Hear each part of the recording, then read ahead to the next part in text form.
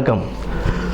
துலாம் ராசி அன்பர்களே, உங்களுக்கு இந்த சனிப்பெயர்ச்சி 2025 சனிப்பெயர்ச்சி அப்படின்றது ரோகஸ்தானத்தில் சனி வராரு. ருணரோக சத்துருஸ்தானம்.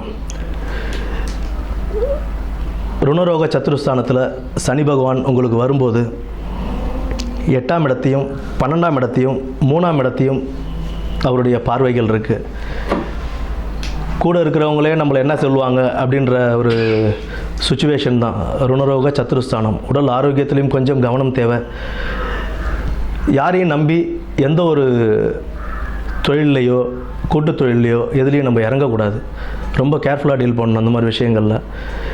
ஏன்னா கூட்டு தொழிலில் இறங்கும்போது நீங்கள் ஏமாறதுக்கான வாய்ப்புகள் அதிகமாகவே இருக்கும். அதில் 6ஆம் இடத்துல சனி பகவான் இருக்கிறதுனால உங்களுடைய உடல் ஆரோக்கியத்திலையும் சற்று கவனம்ன்றது தேவை.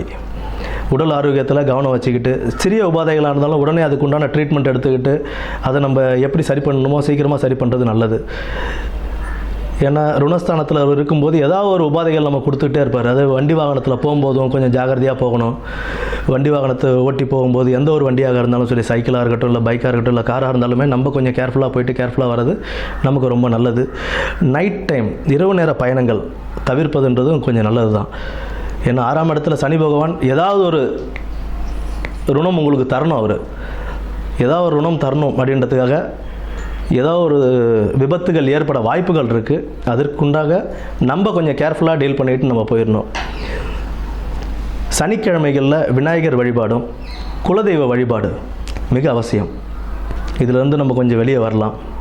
சனிக்கிழமையில் விநாயகர் வழிபாடும் குலதெய்வ வழிபாடும் மிக முக்கியம். இது நம்ம பண்ணிக்கிட்டே வந்தோம்னாலும் நமக்கு ஒரு நல்ல ஒரு சனிப்பெயர்ச்சியாகவே இது அமையும். ஆரோக்கியத்தில் கவனம், வண்டி வாகனங்கள் ஓட்டுறதில் கவனம், இரவு நேர பயணங்களிலும் கவனம் தேவை. மற்றபடி பொன்னான சனிப்பெயர்ச்சியாகவே இதுவும் அமையும். நன்றி.